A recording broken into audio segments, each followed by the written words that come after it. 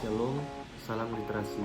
Perkenalkan, nama saya Giovanni Mantalopon, NIM 2206110290.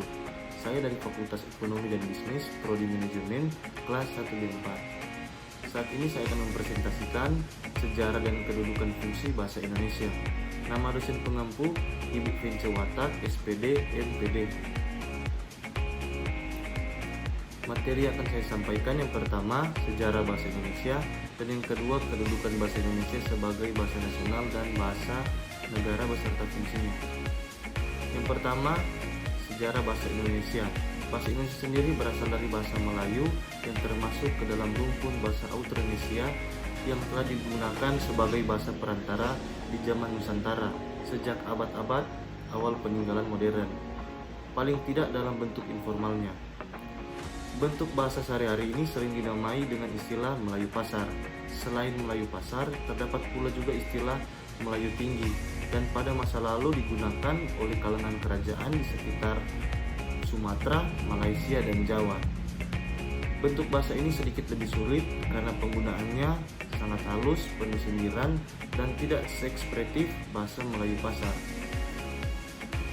Nah, awal penciptaan bahasa Indonesia sebagai jati diri bangsa berulah dari Sumpah Pemuda, yaitu 1. Kami putra dan putri Indonesia mengaku bertumpah darah yang satu, tanah air Indonesia.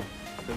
Kami putra dan putri Indonesia mengaku berbangsa yang satu, bangsa Indonesia. Dan yang ketiga, kami putra dan putri Indonesia menjunjung tinggi bahasa persatuan, bahasa Indonesia.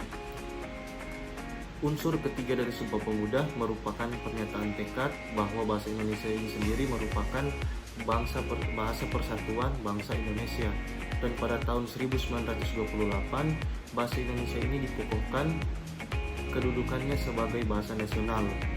Bahasa Indonesia dinyatakan kedudukannya sebagai bahasa negara pada tanggal 18 Agustus 1945 karena pada saat itu Undang-Undang Dasar Negara 1945 disahkan sebagai Undang-Undang Dasar Negara Republik Indonesia.